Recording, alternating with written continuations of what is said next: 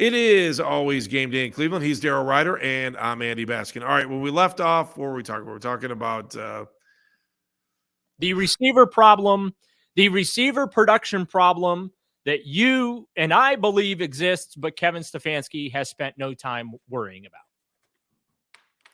Again, I think if you look at your tight ends and consider them wide receivers or receivers in general, which I think it's easy to sleep at night.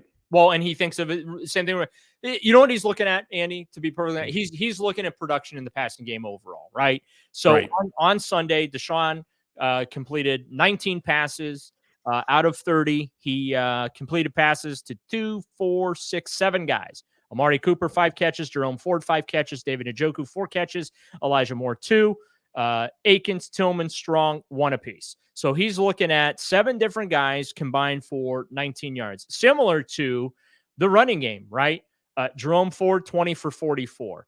Kareem Hunt, 14 for 38 and a touchdown. Deshaun, 3 for 22. Pierre Strong, 3 for 9. Add it all up, that's 40 carries for $113, right?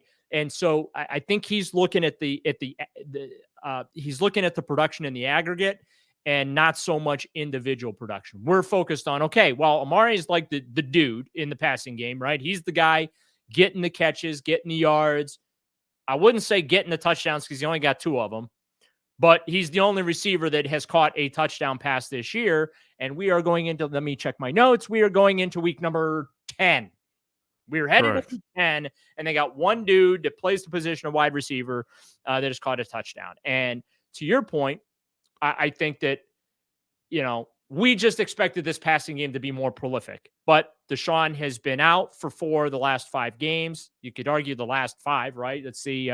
Do we have to count the Indianapolis in the 5 throws he made against the Indianapolis Colts? Do we really? No, we're only counting the 3 throws that went to members of the Cleveland Browns on that.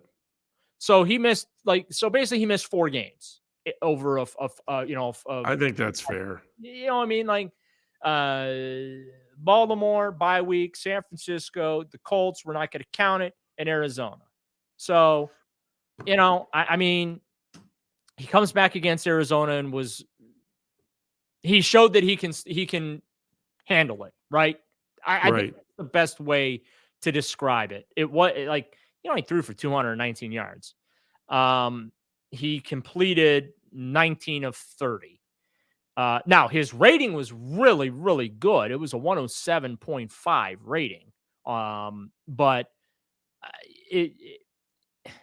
and you felt good about the deep ball. But again, we are waiting for the 300-plus yard, 4 touchdown performance from Deshaun Watson. Would you agree with that? 100%, and I hope it's this week or over the next 2 weeks. I just need him to be efficient this week against the Ravens. I'll be honest with you. I don't need a massive superstar this week. I need a guy that's going to take care of the football because I think if they don't turn the ball over, they're going to be successful against the Ravens, but they have to hang on to the football. I'm going to disagree with you. I think he needs to be superstar this week because you're going up against a superstar.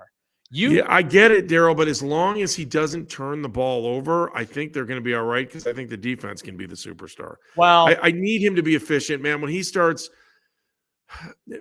start throwing the ball away and we continue to fumble or we try to extend the play when you could live to see another down, I just think I think they're more in the game if he can be efficient.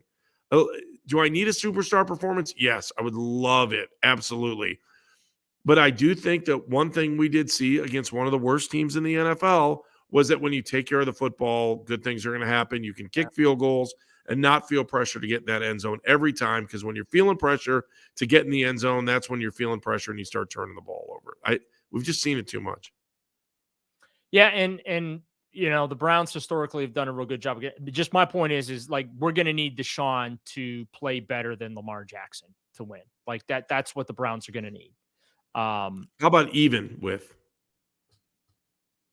You forget this Raven defense is good. Oh, I know it's good, but I think ours is good too. Oh, but here's the difference. They score points. Baltimore scores points on defense, right?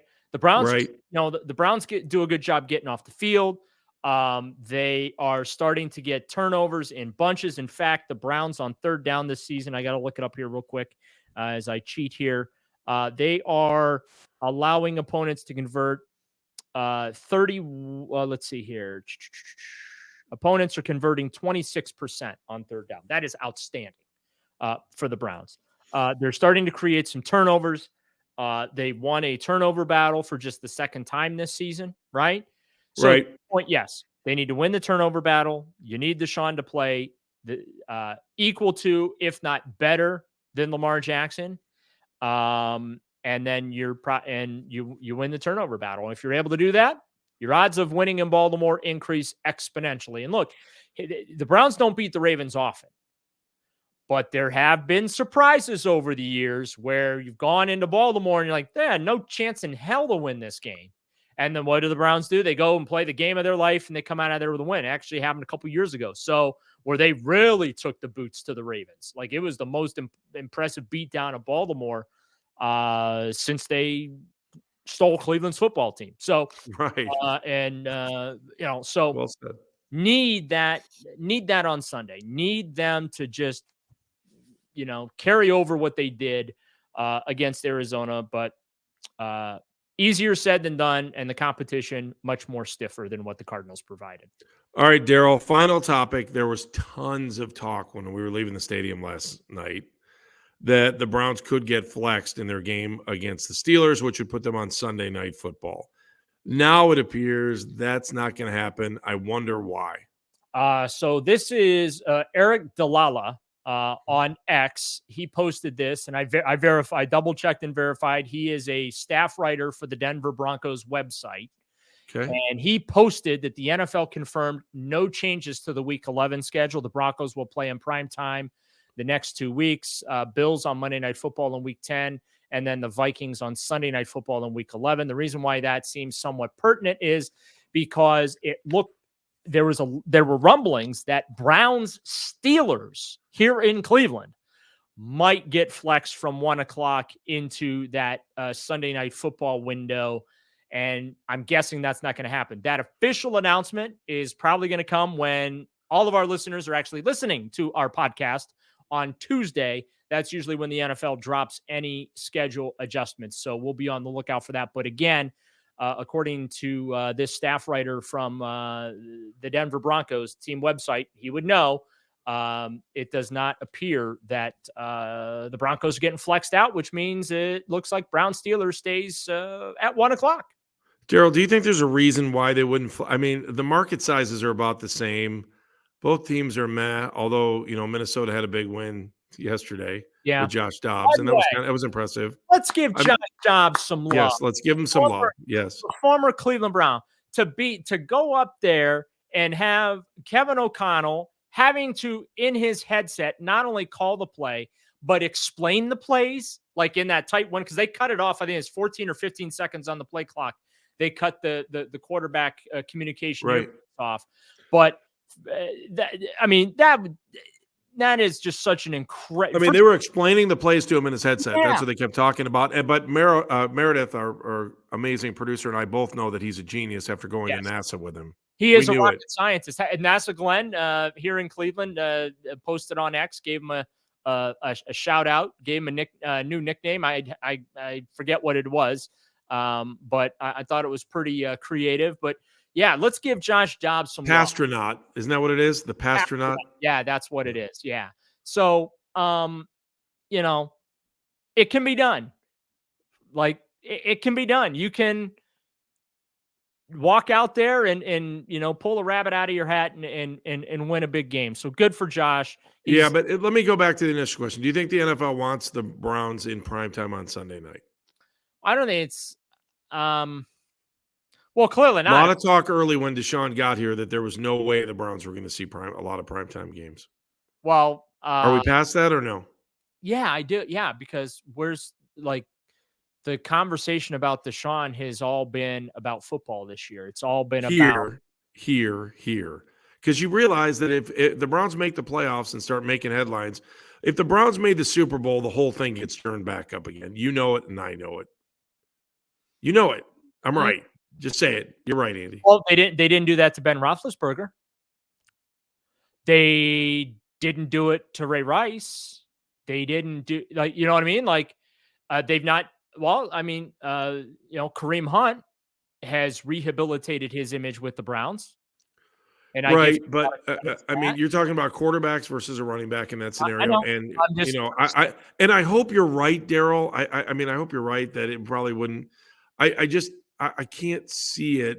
I still think I'm just looking at other controversial things that have happened involving players around the NFL and how NFL national media has handled them uh, in the aftermath. And what I mean by that is, and by the way, I mean, those other 2 stories weren't in the day. I mean, social media wasn't there for those guys.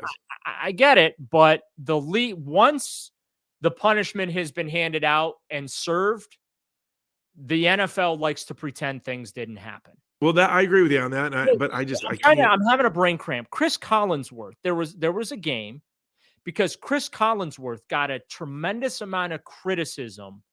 This didn't involve this was something else where he glossed over something involving a player, and Collinsworth was criticized heavily for it. And this was like either last year or two. And I'm trying to remember the situation, but yeah, the NFL, when it comes to anything negative involving their players, once that player has done their time as far as league discipline goes, right? And when they return to the national stage, the league tries to pretend that nothing happened. Fair Right? enough. Fair I mean, enough. No, I hear you. No, I hear you, and I hope you're right. I wonder. I still think it'll take center stage in some well, here's the thing. scenario Outside of if Pittsburgh, the Browns have super success. nobody talks about Myles Garrett swinging the helmet at Mason Rudolph anymore. No, they don't. You're right. You know, outside of the city of Pittsburgh, outside of Steeler fan, and why? And we talked about it at the time. It was very out of character for Myles to do something like that. Right. He has always struck me as a pretty genuine, good guy. In my dealings and interactions with him and getting to know him over the years, so that just seemed like it was, But like, yeah, I mean, the NFL does a really good job. I swear, I'm not complimenting him or anything, but they do a good job of redirecting narratives and redirect focus of fans when there are negative things involving players' pasts. And again, I think the fair comparison is Ben Roethlisberger. What he was accused of when he was with Steelers, and then it's all forgotten about as he continued to win games and even during his retirement, outside of a few national folks penning, hey, let's not forget that Ben Roethlisberger was accused of A, B, C, and D, right? Sure. But and so that's why I kind of feel like, to your argument that the league is deliberately trying to keep Deshaun. No, I'm not saying that they are. I wonder if that's in the back of their minds. That's all. I'm not saying they're deliberately doing it. I'm just saying I wonder if that's still on the agenda there. Thursday Night Football. So I don't know that there's much of a motivation to try and do that. And by the way, weren't the Browns on Sunday Night Football during Deshaun's suspension last year? Yeah, during the suspension. There you go. So I'm going to say, that. I mean, they didn't have to. I'm going to say no, that they're not doing anything to deliberately keep the Browns off of prime time. That's my. All right. That is. He's Daryl Ryder. Yes, he is. I'll buy into what you're saying. He's Daryl Ryder. She's Meredith Kane, the amazing producer of this podcast, and we'll be back later this week with another edition of It's Always Game Day in Cleveland.